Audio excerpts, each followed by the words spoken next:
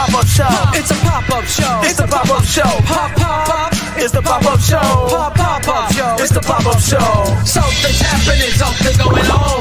TTNL back live to get it on. $7 a month, don't need a coupon. We worldwide, the flags waving strong. Surprising your patient with breaking news. Bring a whole lot of truth, no pay-per-views. Could be called Shane or DDB. Just another branch on this family tree. The tape never lies like a boy JC. No narratives allow how we rock the beat. Breaking news on time, now we ain't no bullets. Jealous networks make us out to be villains. Unbreakable truths like a man Bruce Willis. Stand tall in the city like the Willis. Tower, over the competition we devour. Rinse every time like the Slobber Bears hour. Others fall asleep when the apple is bit. We're taking out the frauds who hit to Great Britain. You can't run that eye for the who are you shin. Patrons of the truth, this network spin. Old man reporting live from the dungeons. We keep it real, tears from chopping onions. Bears Nation on the rise, be on the coverage. Hot off the press, hot fresh out the oven. It's the pop-up show. Pop, pop. It's the pop-up show. Pop, pop, pop. It's the pop-up show. The pop-up. It's the pop-up show. Pop. It's the pop-up show. Pop, pop. It's the pop-up show. What? It's the pop-up show. Pop, pop, pop. It's the pop-up show. TTNL. Hey, we have a center, Cars. I mean, this is we're significantly better than we were 4 days ago or 5 days ago or whatever it was. And this is fantastic. Yeah, and listen, I was critical of I did not want to pay Drew Dalman $18 to $20 million per year. They did not. So I was very happy to see the numbers when they came in. 3 years, $42 million. I believe it was $28 million guaranteed for Dalman to sign on the dotted line. But hey, man, within 10 days, the Chicago Bears have a new interior of their offensive line, and Caleb Williams himself has to be pretty happy person. I mean, it's significant. And I think what ends up happening is, as Bear fans, when we start to look at somebody that might be in a Bears uniform, what do? We start to shit all over them and complain and point out all their flaws and all of their issues. And then, all of a sudden poo-poo the player as a move. The question you have to ask yourself right now is he an upgrade? The answer is yes. Yeah. That's what matters. You're always going to overpay in free agency. You're always going to overpay at the trade deadline, right? Like everybody said we overpaid for, Montez Sweat. We did, because it's how you make sure that you get the player that you want. It doesn't mean that he's not a good player. Doesn't mean that he hasn't made improvements to this team. You're going to do this. So if you went into this and we went from Tevin Jenkins, Coleman Shelton, and some combination of Nate Davis's corpse, Matt Pryor as interior linemen, and now you're going Jonah Jackson, Drew Dalman, and Joe Tooney. How much better are you? It's night and day. We're not like it's night and day. Coleman Shelton and Nate Davis will not be starters next year, minimally.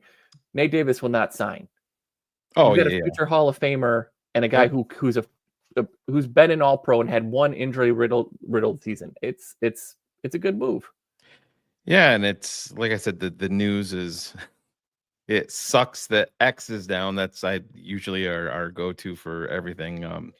If you are a TTNL network patron, I've been trying to keep everybody updated as quick as I can as this all unfolds. Milton Williams was a target that I had mentioned during the season that I would love to see in Chicago.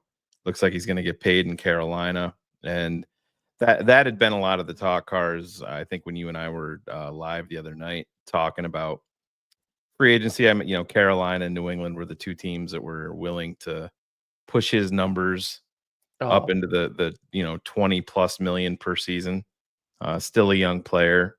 And, Carolina has made that pivot where they are building their trenches from the inside out, as we finally see here in Chicago. And, listen, end of the day, the Bears got an upgrade. even going to average is a massive upgrade at center for the Chicago Bears. And that's probably where Drew Dalman at the end of the day is going to slot in, is right in that, maybe the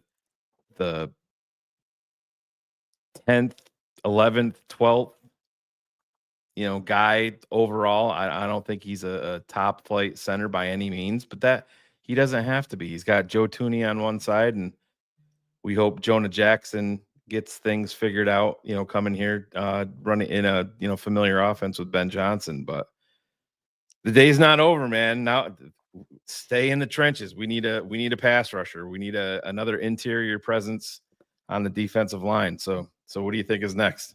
Well, I want to go back to what you said too, right? Like when people sit down and say he's now the second highest paid center by an average per year basis, you have to look at a few things. One, outside of really Cushenberry, none of these guys have signed recently. Creed Humphrey is the one that obviously takes the cake. He's $4 million under that. So obviously the center market is increasing, as it does every year. If we remember from an overall guarantee amount, right? He got, I think, $1 million more guaranteed than Lloyd Cushenberry did last year for Tennessee. You know what? Both of those players to me are kind of on that same par. I like Lloyd, a little bit here and there, but he's going to have those moments. And I think that's standard. If you look at the center position, to me, it is, Creed. It's, for whatever reason, who's snapping for the Philadelphia Eagles. Yeah. And then basically it's everybody else. I like Frank Ragnow quite a bit. Yeah. And, but he was signed in 2021, and that's why you're more money. So don't look too much into that average salary number because of where he started. Just keep everybody updated. Yeah, I know Mike has got this on there. We talked about this a little bit in the patron chat. Funga looks like he's heading to Denver. Carlton Davis coming to an agreement in New England for 3 years and $60 million. So the signings are coming early and often. There's lots of money to spend out there, and there's lots of guys that are available cars. But like you said, you end up spending, premium prices for C+ and B- level talent. But the way that the Bears were at center, that's a massive upgrade. And to a C+. Yeah. And to Hufanga, if we talk about Jaquan Brisker and his injury related issues, I mean, Hufanga has played half of the available games over the last 2 seasons. So, it's the same kind of concerns there. Yeah, I think it's a good day. There's still moves to be made. If Dalman was the priority, that's why you sit down and see that we have, would lose Milton Williams. Yep. And I think that was the right focus overall, because there's not really someone there to change it. I think, unfortunately for Shane, this probably moves Josh Sweat up the, with the Khalil Mack deal, because again, the Bears weren't going to pay Khalil Mack $18 million. No, they weren't. And the only reason the Chargers did that is because they released Bosa, and without him, that pass rush looks even worse. I some of these defensive ends, man, I am not breaking the bank for Josh Sweat in Chicago. That's just me. Maybe I'm completely wrong, but if you pay him similarly to what you're paying Dalman, right? Like if that's the amount of money. I think Sweat's getting up. I think he's getting 20. So if he paid 20, Khalil Mack got 18. Yeah. If he's around 20, then that would make him top 15, right? I think it'd make him 13 overall, just over Greenard, his deal last year. Yep. So I mean that's fine, but I think Jonathan Allen, I think, is still in play. He's visiting Minnesota today. That's an interesting one. Yep. But I think you're going to see. I still think you're going to see a potential wide receiver move at some point here today for the Bears. I think that's still on the docket. But man, I'm still kind of going back to a week ago to today. Just how much has changed for this team. and how that changes the overall vibe. If Braxton Jones is your worst player on your offensive line right now, that's a massive improvement.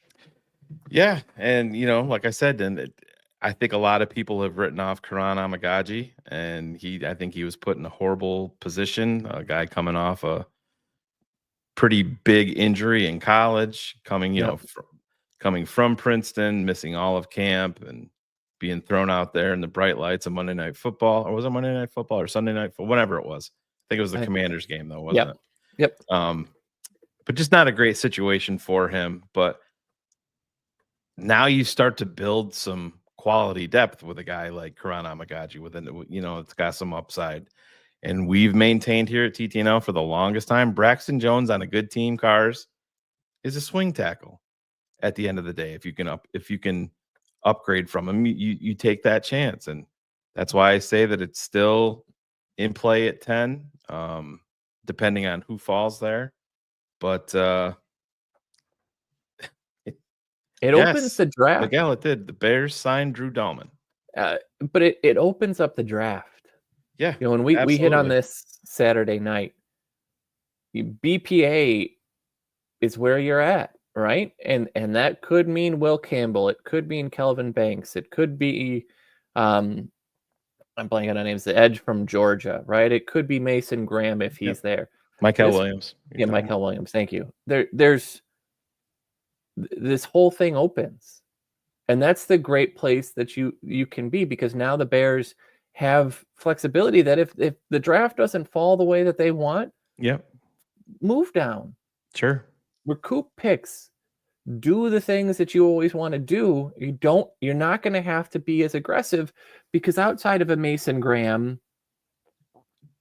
or an Abdul Carter, right?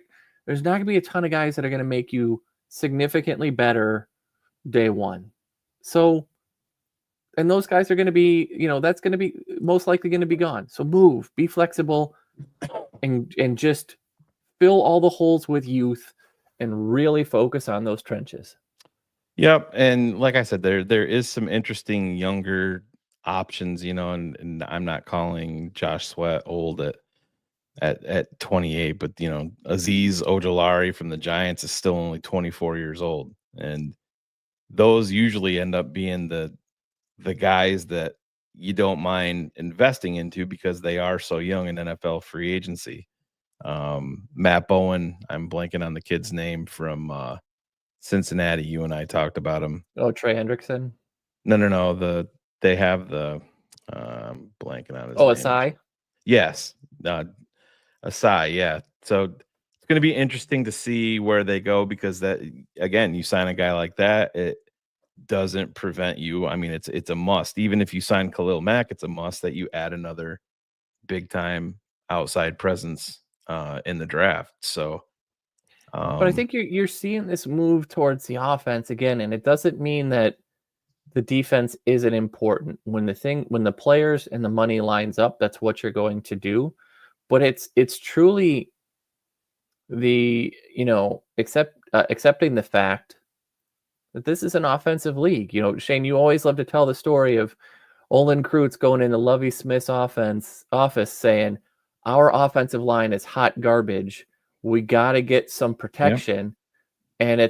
And it's Julius Peppers and later on Frank Omiel, right? And you're like, right. How is it in the league was positioning then and changing then? It doesn't mean that a defense isn't important, but if you don't have an offense, if you don't have the ability to score at all points in time, that changes everything. Yeah. I don't think like the Commanders, I don't think their defense is very good. But because of the high explosive play offense that was on the other side of the ball, it made teams sort of play a little bit more conservatively, because they knew that any dangerous things that they did, any turnovers they did, could turn into points quickly for the other team. So it's a good exception of a good part that they're accepting where the league is. And I'm hopeful it's not done, but I'm hopeful that you're just going to kind of see, hey, we're going to add parts and pieces, and maybe it's not a Milton Williams at whatever ungodly amount of money he's most likely going to get. but it's massive improvement.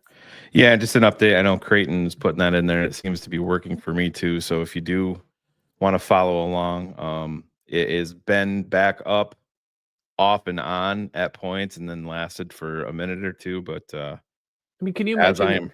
I am refreshing, listen to us and get everything going. Maybe, hopefully, while we're live here, we'll get some breaking news on another signing. And Cars, I talked to Phil when I was on the road today, and you and I brought this up when I asked you to give a kind of a surprise signing that nobody has talked about.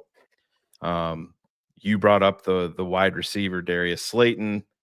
I brought up the kid from Brown. De'Ami Brown, the wide receiver from Washington, Brad Biggs.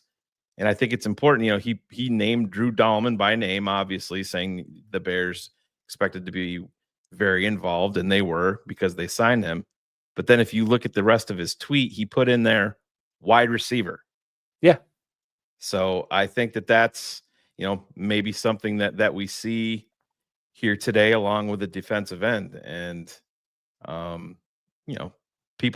hopefully people aren't going to be overly reactionary because we've only got one signing so far, and we're, not even 90 minutes into the, tampering period. But these things happen.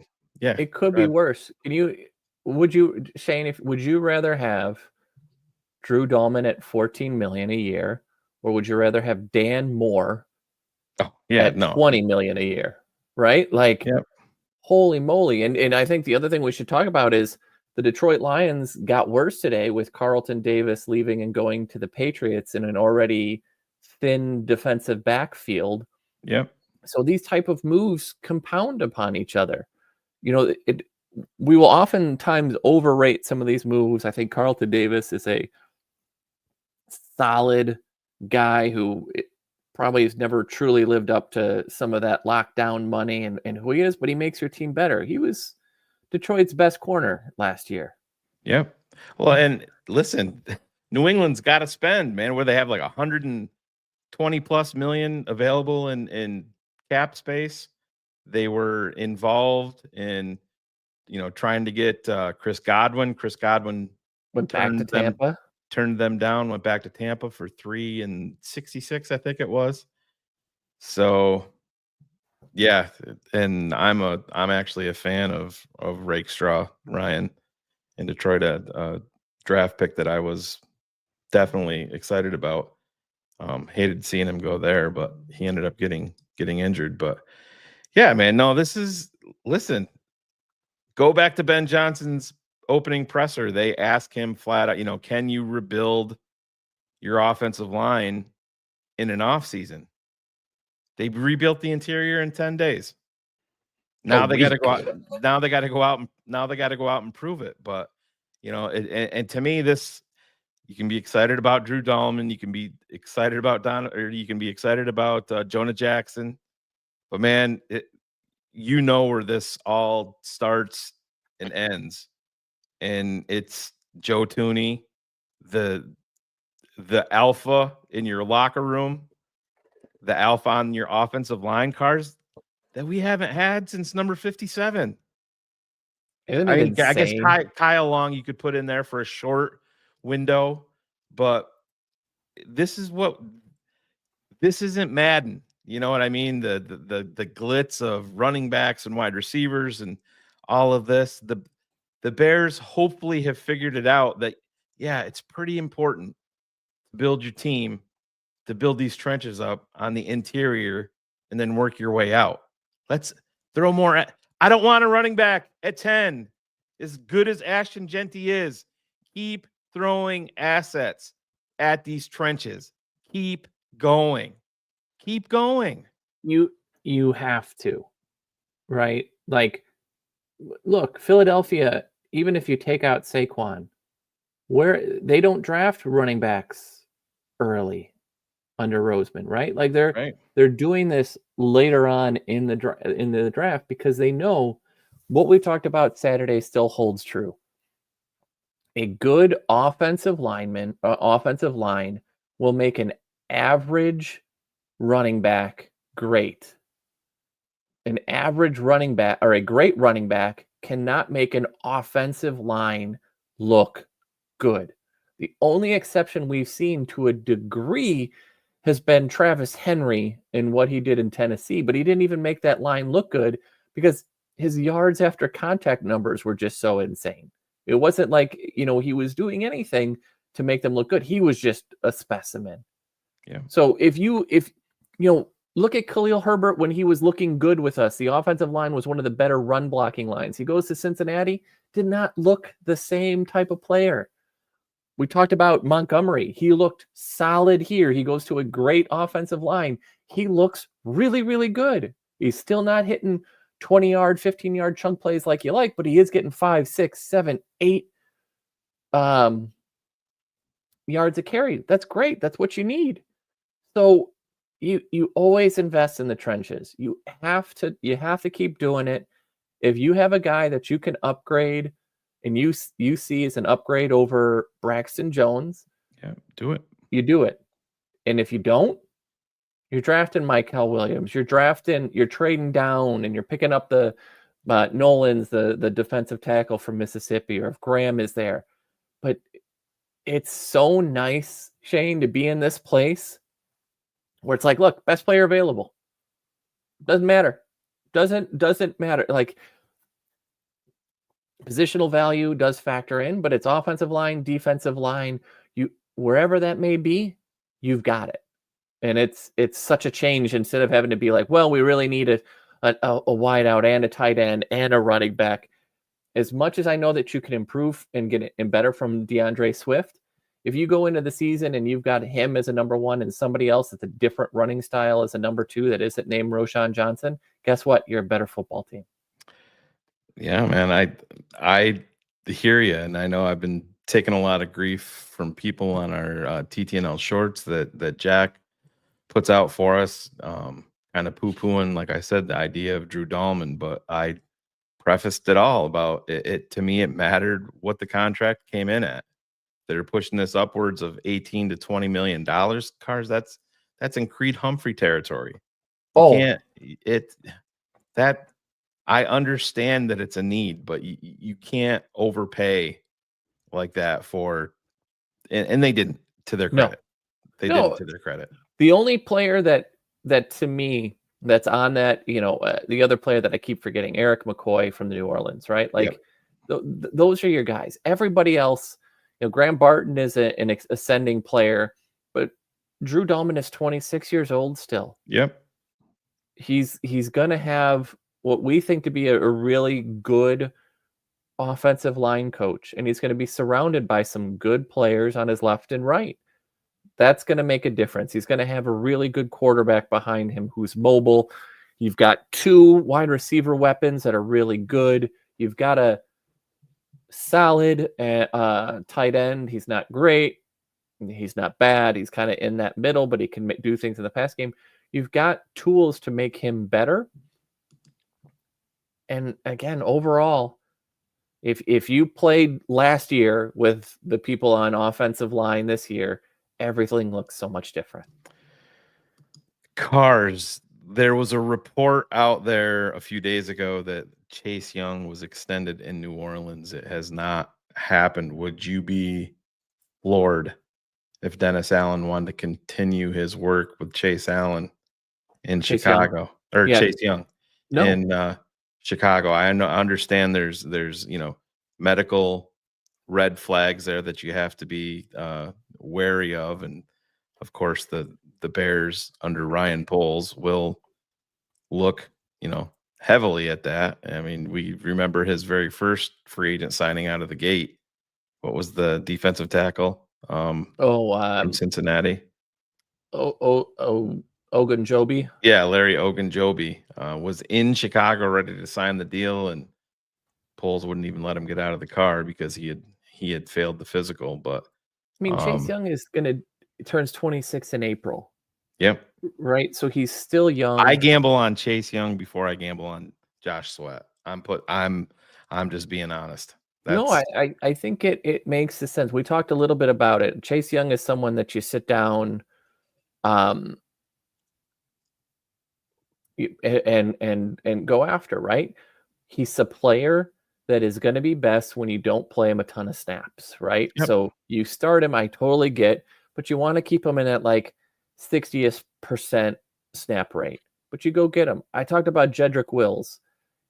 Didn't end great in Cleveland, but you know what? He's 26 and we know the talent. You swing at that. You believe in your coaching staff. One of the things that Ben Johnson said as part of him is, we're going to hire tremendous teachers of the game and of the positions. And so if you get that chance, absolutely bring them in.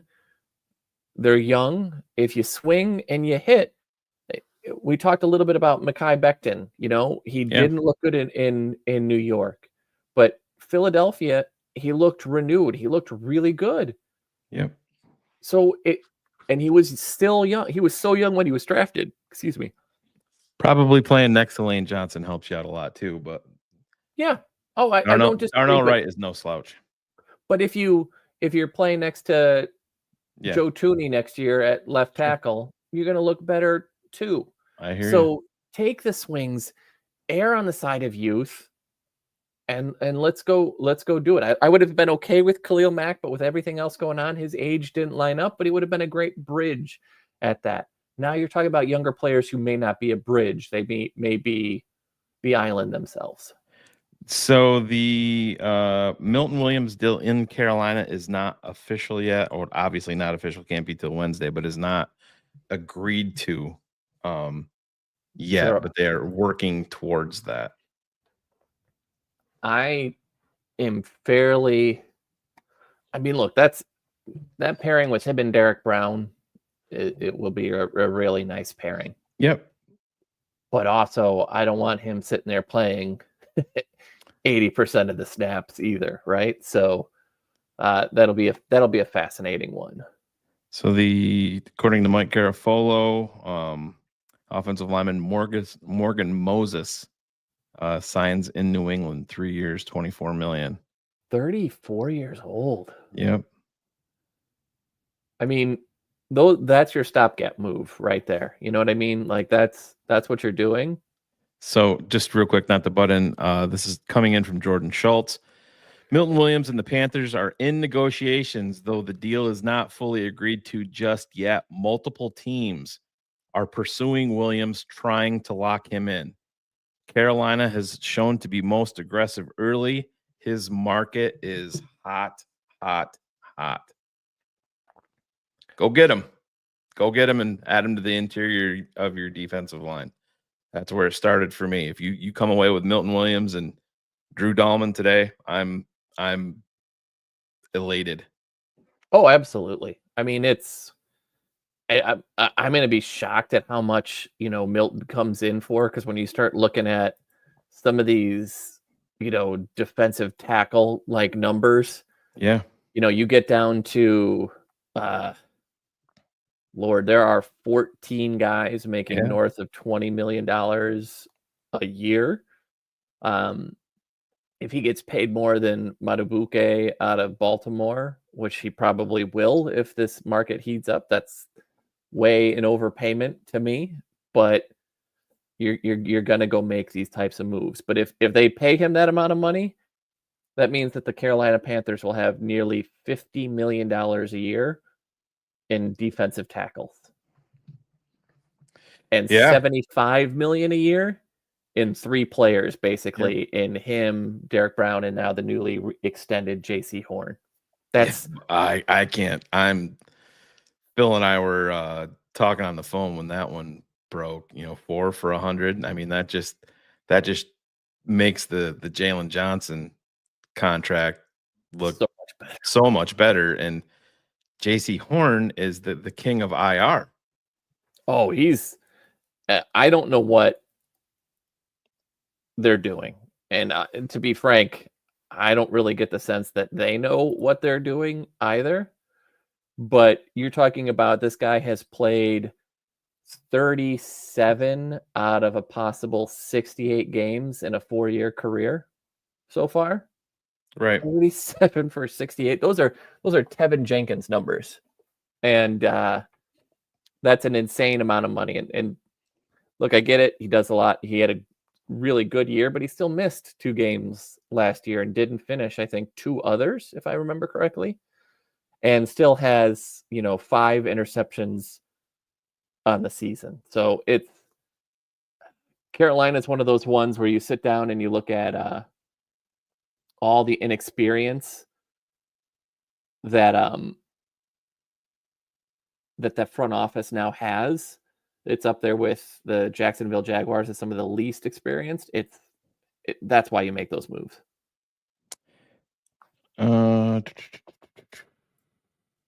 This in from Ryan Cox just shared with us. I know the guy that some of the people in the chat have been talking about. Javon Holland is expected to exceed $15 million per season. Miami Dolphins offer was south of that, so it looks like he's going to be signing elsewhere. And where was? And why was it? Why did they offer him less than that? Because they overpaid Tua and have a massive contract with Cheetah, who, I mean, I don't know how you keep him at this point, but also I don't know what the market is going to be. But if you're Miami and you're sitting here and you've got $22 million in cap available, and basically 70 of it is to Tua and Tyreek, you're going to have to make some other moves now to make things happen. Well, we talked about an old ass grizzled offensive tackle heading to New England, so let's bring in our old ass analyst here, Cars. Who's this guy? Can you guys hear me? We can hear you loud and clear, but we only budgeted you about 47 words, so use it wisely. Santa Claus is on the show today. Wow. What's up, Phil? Phil Drew Dalman, 3 years, $42 million, $28 million guaranteed. Fire away. Came in what you were concerned about them overpaying. That came in where you wanted it to be. So that was key here. I'm out here in the parking lot at work during lunch break for a few minutes. So I don't know if my connection. No, you're good. Okay, good, because you guys keep going black here every now and then. But yeah, great signing here to finish off the foundation of your football team, Shane. You obviously go out there. I think, I've been very hard on Ryan Poles, but I think he read the market right, him and his team trading for talent on the interior instead of getting into this wild bidding war with guards. And then, obviously having your pick of the litter there, a known commodity in Jonah, and obviously what we all believe in, Tooney. And then you get your center. Something the Bears have not had is a cohesive unit with a center that can dominate the point of attack, lead by command, and everybody fall in line. Now you got two really good pieces on the interior. I believe Jackson is better than a lot of people are saying. Real quick, Phil, just some more news breaking as you're talking. Free agent cornerback DJ Reed, formerly of the New York Jets, just signed a 3-year, $48 million deal that includes $32 million fully guaranteed with the Detroit Lions. So that's their Carlton Davis replacement. Yep. Did Davis go somewhere? He's a New England Patriot. 3 years, $60 million. Wow. Morgan Moses also went to the Patriots, the old offensive lineman. Let's see, like 35, 34. 34, yeah. Wow. Yeah, that's what you were trying to avoid here. Bears did it, I was hoping Mack would come in with the deal as a piece, so pass rusher and defensive tackle. Now, the Milton Williams thing is still like a bidding war. Yeah, they said They said there's multiple teams trying to secure him. To this point, Carolina has been the most aggressive, but Jordan Schultz said his market is hot at the moment, and you know my feelings on him, Phil. I talked about him a you've long time ago. Yeah. we've talked about him all off season leading into Christmas time. So here is a situation where we're gonna see where the negotiation prowess and the power of Ben Johnson and company come into play.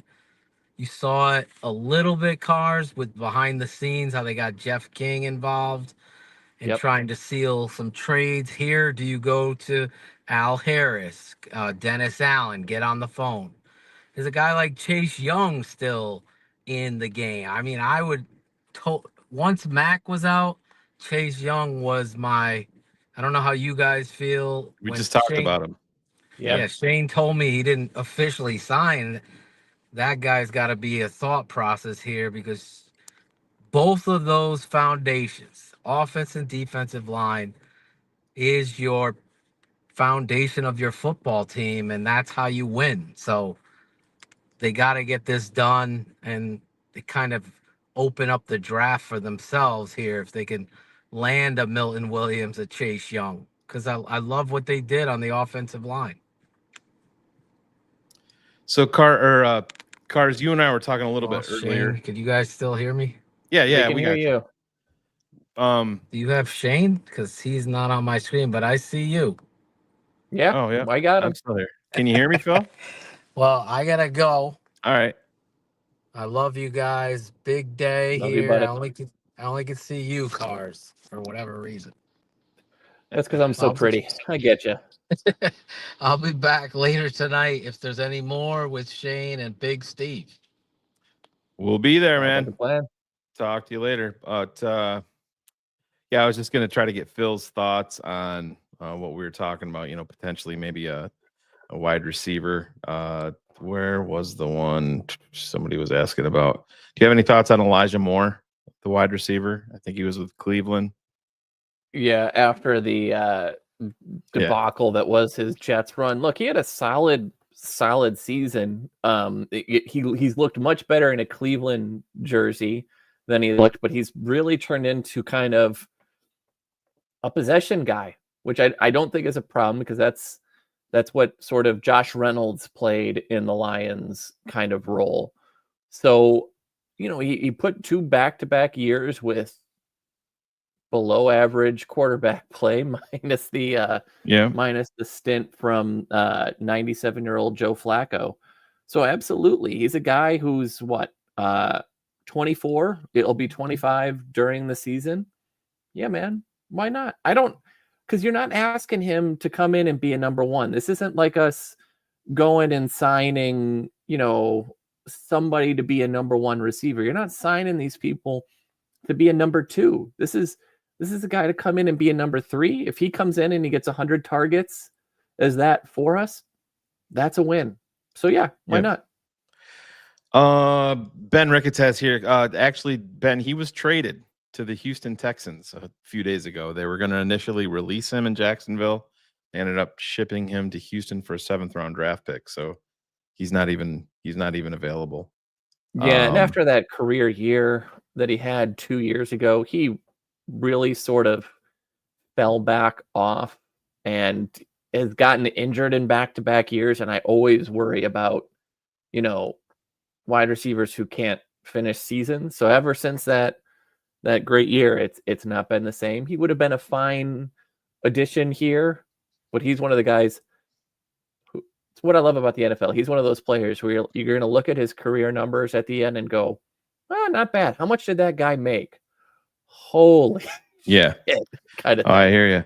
And just so everybody knows, I know some people are just popping in. The Milton Williams deal in Carolina has not been agreed upon. Jordan Schultz and multiple others like Adam Schefter and Ian Rappaport are reporting that it's other teams are still. Cardinals and Vikings are supposedly also in talks. Yep. And so the Vikings have Jonathan Allen in town today. So, but it's like I said, it's not done in Carolina, but Carolina is being extremely aggressive. So there's definitely nothing official there yet. So But Arizona is going to be one of those teams that's absolutely going to overpay. 100%. They have to. Yeah. They have to. So when you look at this, and there's no shame in that, right? We've been in that position. You know, Arizona has, to be fair, been a better team than I truly expected them to be. But when you've got $76 million in cap room and your highest paid defensive lineman is former Bear Justin Jones, yeah, you absolutely are going to go out and overpay. And by the way, I think your second highest paid defensive lineman is also former Bear Bilal Nichols. Yeah. And I wouldn't like it either, Jared, if they end up with Jonathan Allen and Milton Williams in Minnesota, but they better get their quarterback situation figured out. And can you show up Zane Burns' comment for a second? I have no problem if that move is a 1 year. If these things start to happen, a 1 year deal for Grady Jarrett is a fantastic. It's one of those things where it's like we've tried for other players. I would like Grady Jarrett more than I would like Josh Sweat. I don't know how you feel. I'm just not in on Josh Sweat. I think he benefited from elite players around him, and I know that he had a good Super Bowl. Could have won MVP in the Super Bowl, quite honestly. I think he ended up with 2.5 sacks. I'm not there. When you're talking 20+ million on him, I hope it's somebody else like a Arizona or a New England that's got a bunch of money. I hope they throw gobs of money at him, and it's not in Chicago. I mean, when you go back, so this is a guy now who has been here in the league. What is it? 7 years? I mean, he did come in awful young. And he sort of peaked 3 years ago when he had his double-digit sacks. But, you know, Bryce Huff was a better player at edge for them. You know, there were several other players. When you think about who really made that engine go for Philadelphia, Josh Sweat was part of the list. Sure. But he was part of the list. But there are other names that are definitely going to come up, you know, and be there. So, and I know Bryce Huff's numbers don't necessarily look good, but to me, if you watch a lot of the tape, he was much more impactful in some of the plays that he went out and made. So to me, he's a lot like Dalman. If it's sub 20, okay. If it's 20 or more, eek. So according to Rap Sheet on Milton Williams, it's Carolina and Arizona versus an unnamed team. Okay. Hopefully that unnamed team is us.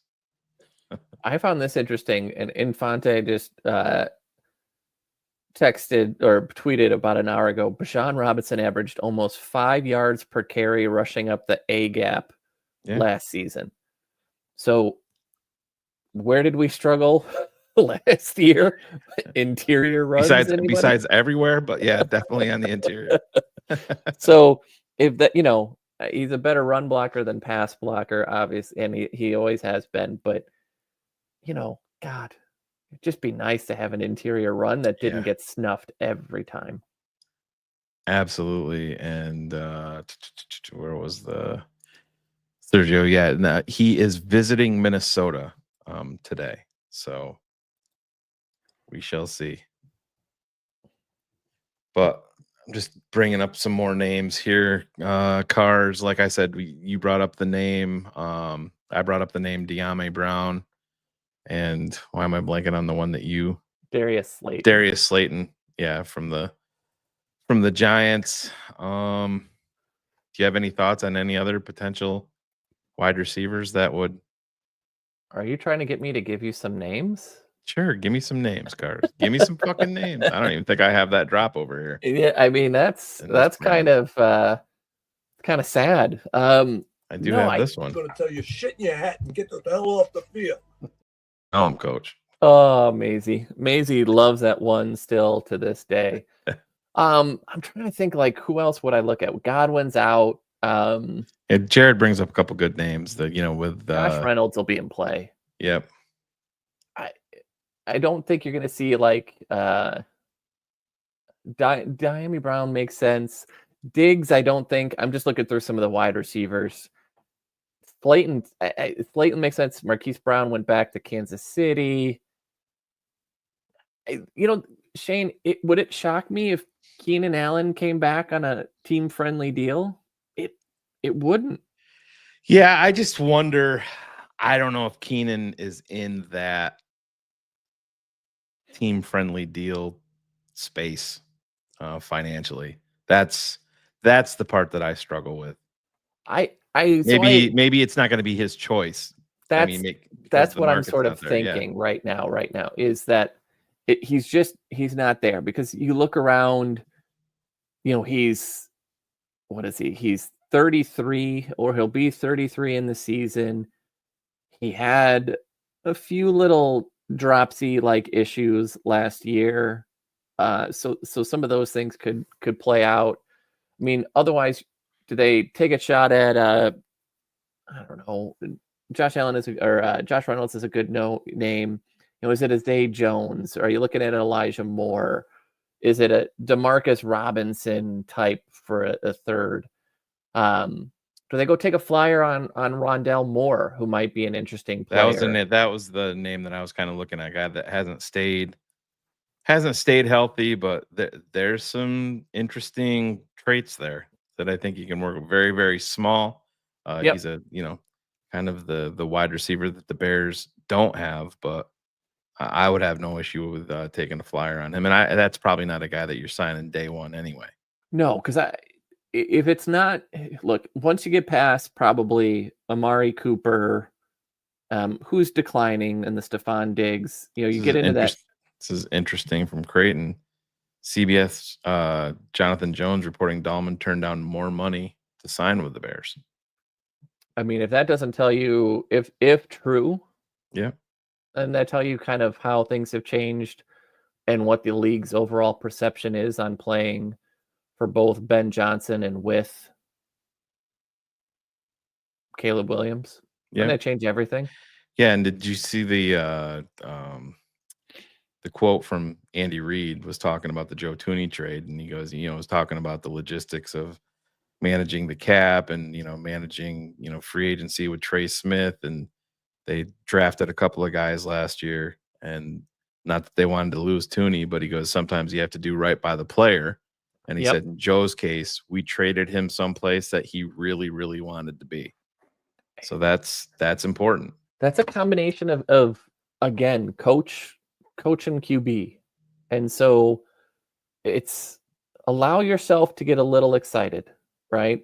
By no means, if the offseason continues to free agency continues this route, we will lose our record as the offseason champion, because it's going to probably be given to the Carolina Panthers at this moment if it continues down this route. And I'm okay with that. But allow yourself to enjoy the fact that we got better and we're going to be a better team. Yeah, no, exactly, man. And it's not offensive linemen aren't sexy picks, but when you're breaking down the tape and into it as much as we are, just the game of football cars, it's the heartbeat of it all. And the Bears haven't really went out of their way in a long, long time to address it on a consistent basis. And you went out and you got the hot name, hot prospect, head coaching candidate that has had the high flying offense in Detroit and paid him. And what are the first moves out the gate for Ben Johnson? Yeah, it's the offensive line, because it's extremely important.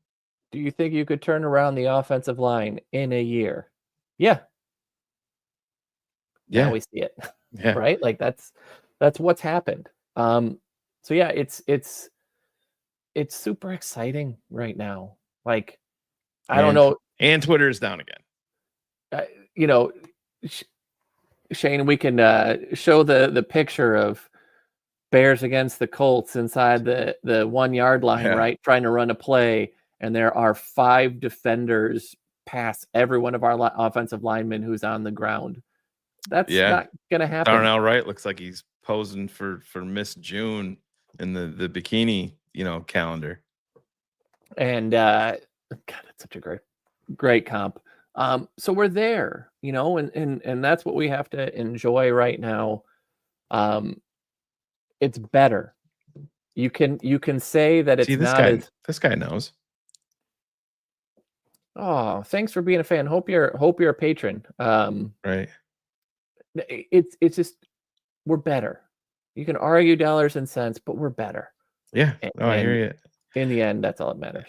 Where are you gonna play him at this point? I'm pretty sure Will Freeze is a potential another guy that they'll look at and sign for a depth thing. Zietler deserves to start, but he's not going to be here. Yeah, no, I don't think so. I think I disagree with this thought process. I mean, hopefully he doesn't sue me, but Greg Gabriel reporting that the Bears additions on the offensive line completely rule out offensive line at number 10 in the draft. I mean, does it push it down a little bit? But if there's a chance of some guys being there, is it off the table for me? No, nor should it be. Nobody has off been. the table. Listen, nobody has been more wrong than Greg Gabriel. Oh, Jesus. I mean, watch it. Keep your DMs locked, Cars. You're gonna get a cease and desist.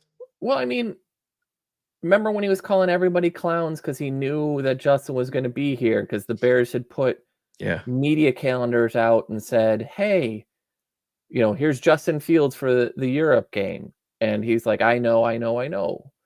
We're all going to be wrong way more than we're going to be right.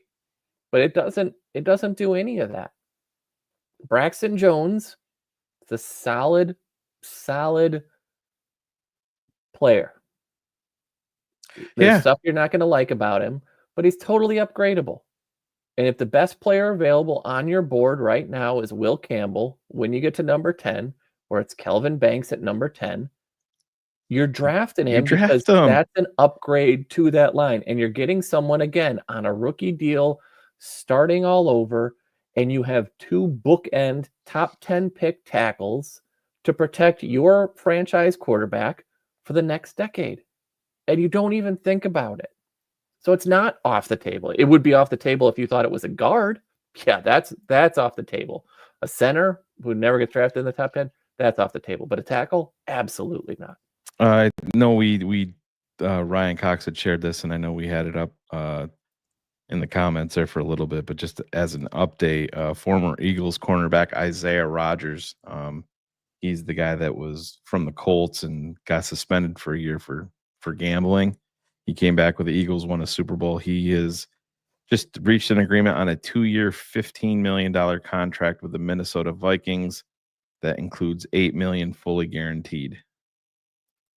Look, the Vikings need all the cornerback help that they can get. Kwesi has done. They can't. They've never been able to draft them.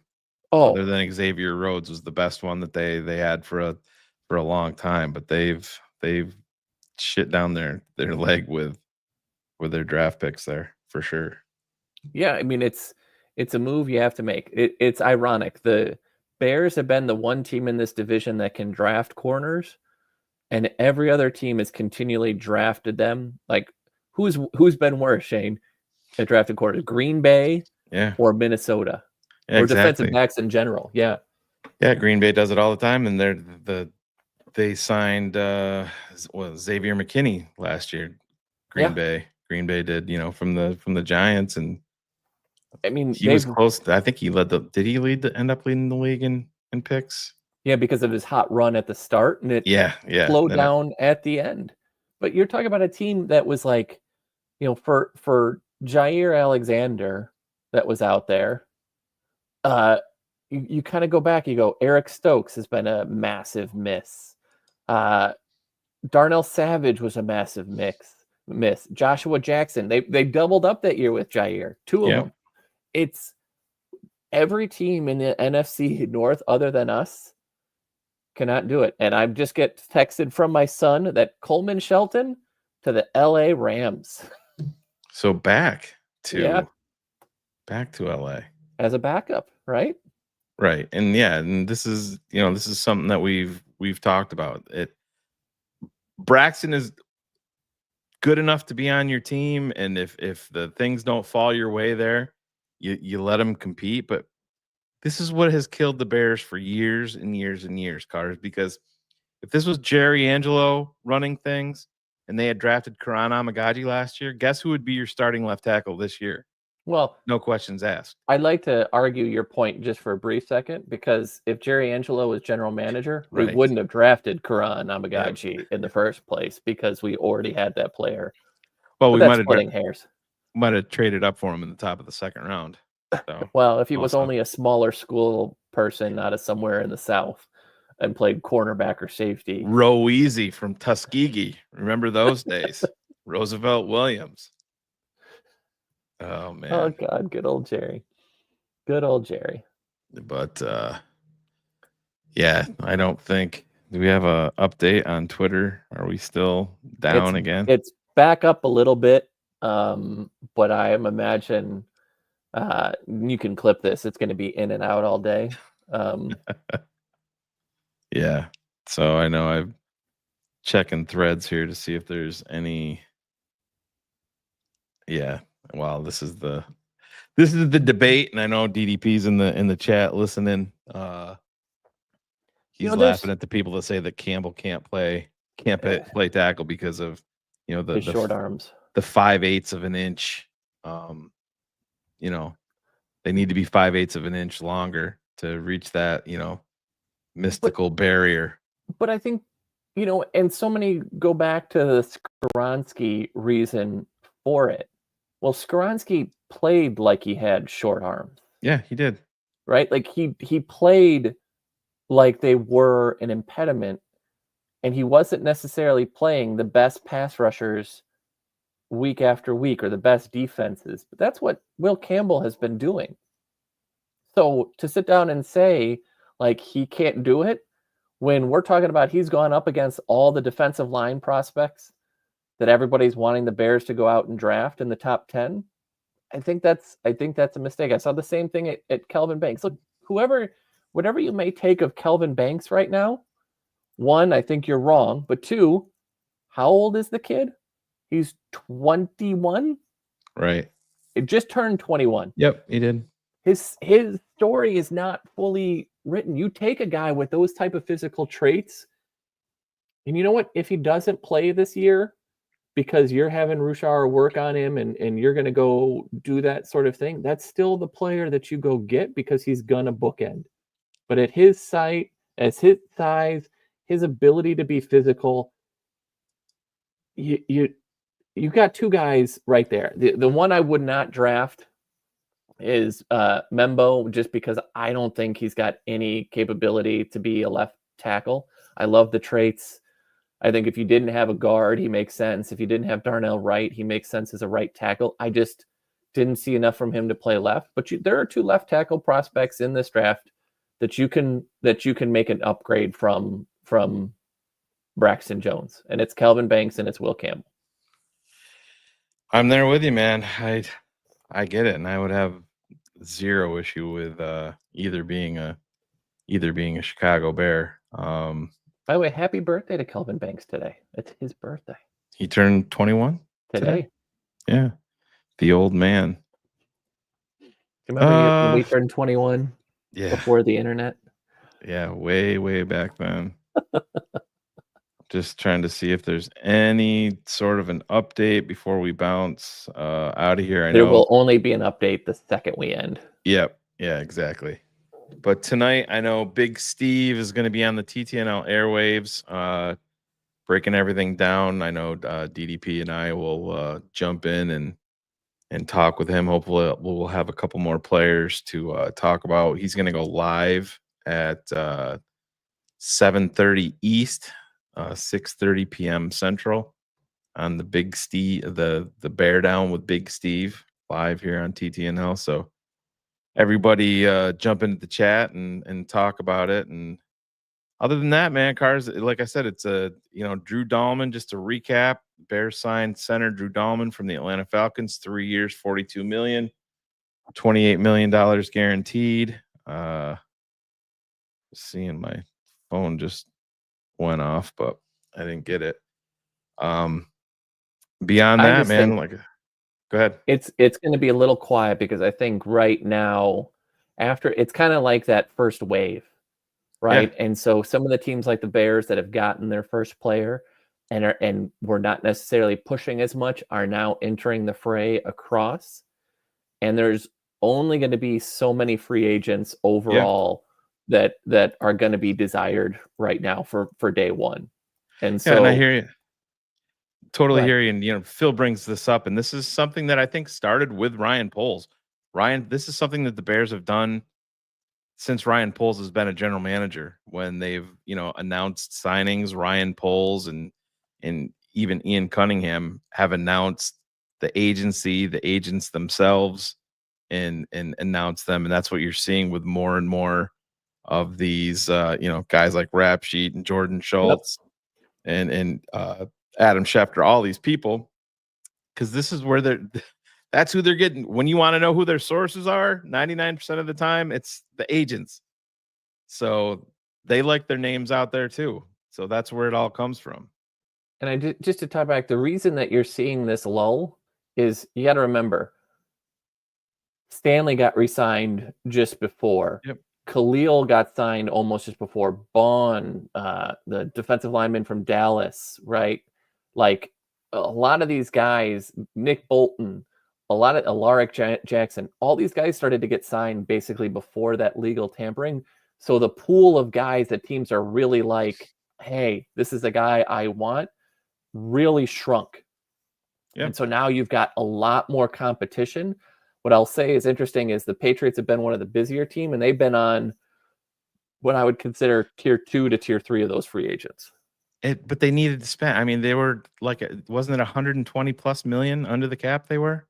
Yeah, but Yes. but to their credit, the reason you're seeing all those signings is most of those guys, maybe outside of Carlton Davis, are not tier 1 people that everybody's rushing for. So I can get those quick hits, get those deals done quickly and knock those out, and then go back to the negotiations. So that's why you're going to probably see it quiet for a little bit here. Yeah. Well, And here's some breaking news coming in.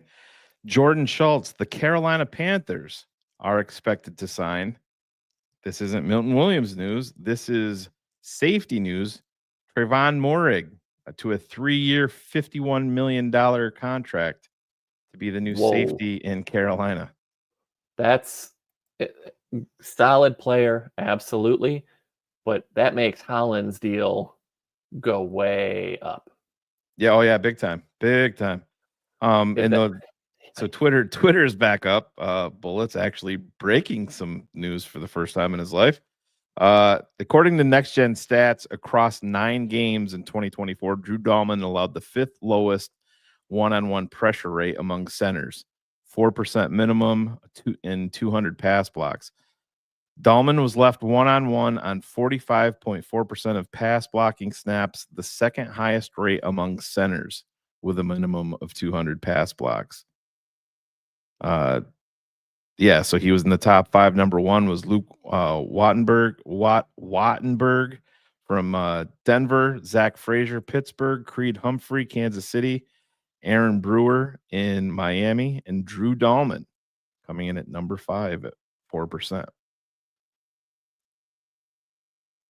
And as I say that, Twitter goes back down the shitter. Well, that's a good time for us to leave then. Yeah, let's get out of here. If anything massive breaks, you might see my ugly mug again. I'm not sure. I know Cars has some stuff coming up here a little bit later, but if anything big breaks, maybe we'll both be back for real quick just to talk about it. We'll see, but if not, don't forget 7:30 p.m. East, 6:30 p.m. Central, the Bear Down with Big Steve. It's all going to be covering free agency frenzy. DDP and I will be stopping in and talking with him and talking about the new signings and potential signings. So that being said, Cars, hey, we got a center. The interior, we got a line. Interior's not looking too bad, man. It's a hell of a place to start. So let's get out of here. Bears, Drew Dalman, 3 years, $42 million, $28 million guaranteed. We'll see y'all soon. Bear down. Later.